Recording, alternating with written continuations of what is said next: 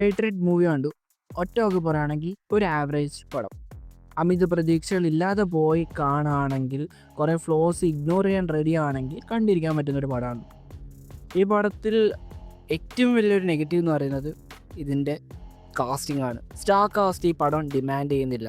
നയൻതാര ആയിക്കോട്ടെ, മോഹൻലാൽ ആയിക്കോട്ടെ, കുഞ്ചാക്കോ ബോബൻ ആയിക്കോട്ടെ, ഫഹദ് ആയിക്കോട്ടെ, ഇവരൊന്നും ഇല്ലെങ്കിലും ഈ പടമോടും നമ്മൾ ചില പടത്തിൻ്റെ കഥാപാത്രങ്ങളൊക്കെ കണ്ടിട്ട് പറയില്ലേ, ഈ ഒരു ക്യാരക്ടർ വേറെ ആർക്കും ചെയ്യാൻ പറ്റത്തില്ല.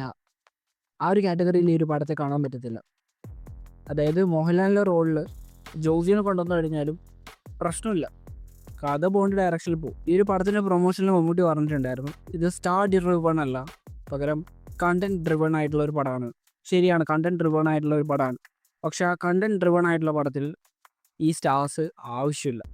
സ്റ്റാർസ് വരുമ്പോൾ ഉള്ള പ്രശ്നം എന്ന് വെച്ച് കഴിഞ്ഞാൽ അമിത പ്രതീക്ഷകൾ വരും. അതുമാത്രമല്ല, പടത്തിൽ കുറച്ചും കൂടി ഡീറ്റെയിലും ഡെപ്തും ആൾക്കാർ എക്സ്പെക്ട് ചെയ്യും. ആ ഒരു എക്സ്പെക്റ്റേഷൻസ് മീറ്റ് ചെയ്യാൻ മഹേഷ് നാരായണൻ എന്ന് പറയുന്ന ഡയറക്ടറിന് പറ്റിയിട്ടില്ല.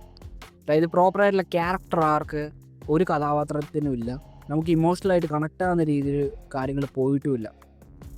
അതായത് മോഹൻലാലിൻ്റെ കഥാപാത്രത്തിനോട് നമുക്ക് എന്തെങ്കിലും ഒരു കണക്ഷൻ വേണം, അത് വന്നില്ല. എന്നാൽ ഡാനിയലിനോടെങ്കിലും വരണ്ടേ, അതും പെർഫെക്റ്റ് ആയിട്ട് വന്നില്ല. കുഞ്ചാക്കോ ബോബൻ്റെ ഒരു റിഡംഷൻ ഉണ്ട്, അത് ഏത് സ്റ്റൈലിൽ റിഡംഷൻ ആണെന്ന് എനിക്ക് മനസ്സിലായില്ല. എന്തായാലും വൺ ബോറായിരുന്നു അത്. അതുമാത്രമല്ല, അദ്ദേഹത്തിൻ്റെ ക്യാരക്ടർ ആർക്ക് അതിലേറെ വൺ ഷോ ആയിരുന്നു.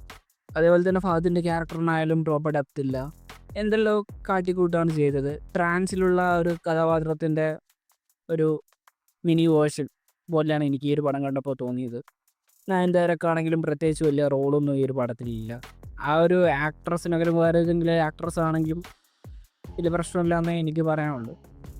മൊത്തത്തിൽ ഒരു പ്രോപ്പർ ക്യാരക്ടർ ആർക്കില്ലാത്തൊരു പടം, പക്ഷെ അതേ സമയത്ത് നല്ലൊരു സോഷ്യൽ മെസ്സേജ് കൊണ്ടുവരാൻ നോക്കിയൊരു പടം, പക്ഷെ പ്രോപ്പറായിട്ട് അലൈൻ ചെയ്തില്ല. അതുകൊണ്ട് ആൾക്കാർക്ക് പ്രോപ്പറായിട്ട് കണക്ട് ചെയ്യാൻ പറ്റിയില്ല. ഇത് നമ്മൾ കേട്ട് വരകിയ ഒരു സ്റ്റോറി ലൈൻ തന്നെയാണ്. പണ്ട് വിശാലിൽ ഏതൊരു പടത്തിൽ വന്നിട്ടുള്ളൊരു പ്ലോട്ട് തന്നെയാണ് ഇത്. അത് വേറൊരു ആംഗിളിൽ ചിത്രീകരിച്ചു, പക്ഷേ പ്രോപ്പറായിട്ടുള്ള ഡെപ്ത് ഇല്ല, കണക്ഷനും ഫീൽ ചെയ്യുന്നില്ല. ഇതിൽ ഒരാളെ സഹിക്കുന്നുണ്ട് എത്രയോ വർഷത്തേക്ക്, എന്നിട്ട് അത് ആ വ്യക്തി പറയുന്നുണ്ട് എന്തുകൊണ്ട് ഇത്രയും വർഷം സഹിച്ചു, അതിനെക്കുറിച്ചൊരു പ്രോപ്പർ എക്സ്പ്ലനേഷൻ ഇല്ല. പിന്നെ അതേപോലെ തന്നെ ഒരു വ്യക്തി സ്പ്രേ അടിക്കുന്നുണ്ട് ലാസ്റ്റ് ഘട്ടത്തിൽ. അതേ വ്യക്തി തന്നെ പറയുന്നുണ്ട് നീ ഭൂമിയിൽ ആവശ്യമുണ്ട്, ഇനിയും നിൽക്കണം, അങ്ങനെ ഇങ്ങനെയെന്നെല്ലാം പറഞ്ഞിട്ട് അതേ വ്യക്തി തന്നെ സ്പ്രേ അടിക്കുന്നു. അതിൻ്റെ ലോജിക്കൊന്നും കണക്റ്റ് ആകുന്നേ ഇല്ല. അതൊക്കെ കൊണ്ട് ഒരു ആവറേജ് പടമായിട്ടാണ് എനിക്ക് ഫീൽ ചെയ്തത്. ഫസ്റ്റ് ഹാഫ് ഒക്കെ അത്യാവശ്യം നല്ല രീതിയിൽ പോയി, സെക്കൻഡ് ഹാഫാണ് മൊത്തം കൊളാപ്സ് ആവുന്നത്. സെക്കൻഡ് ഹാഫിൽ കുറച്ചും കൂടി നല്ല രീതിയിലുള്ള വേൾഡ് ബിൽഡിങ്ങും അതുമാത്രമല്ല ആ ഒരു ക്യാരക്ടർ ഡെപ്ത് കുറച്ചും കൂടി ബെറ്റർ ആക്കിയിരുന്നെങ്കിൽ, കുറച്ചും കൂടി ക്രിസ്പ് ആക്കിയിരുന്നെങ്കിൽ പടം അത്യാവശ്യമെങ്കിലും കണ്ടിരിക്കാൻ പറ്റുമായിരുന്നു. പക്ഷേ ഒരു ഹൈ മൊമെൻറ്റ്സ് നൽകാത്ത ഒരു പടം, അതായിരുന്നു പേട്രിയറ്റ്. ലാലേട്ടന് 2-3 ഫൈറ്റ് സീക്വൻസ് കൊടുത്തു കഴിഞ്ഞാൽ തിയേറ്ററിൽ കിടിലനായിട്ട് വർക്കാവുമെന്ന് വിചാരിച്ചെങ്കിൽ തെറ്റി. 2-3 ഫൈറ്റ് സീക്വൻസ് മാത്രം പോരാ, ആ ക്യാരക്ടറിന് ഒരു പ്രോപ്പർ ഡെപ്ത് വേണം. അത് മഹേഷ് നാരായണന് പ്രോപ്പറായിട്ട് പുള്ള് ചെയ്യാൻ പറ്റിയില്ല.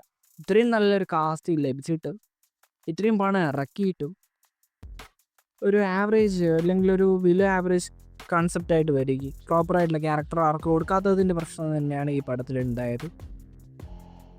എന്തായാലും നിങ്ങൾ പടം കണ്ടൊരാളാണെങ്കിൽ നിങ്ങളുടെ അഭിപ്രായം രേഖപ്പെടുത്തുക. So thanks for watching this video. See guys in the next video.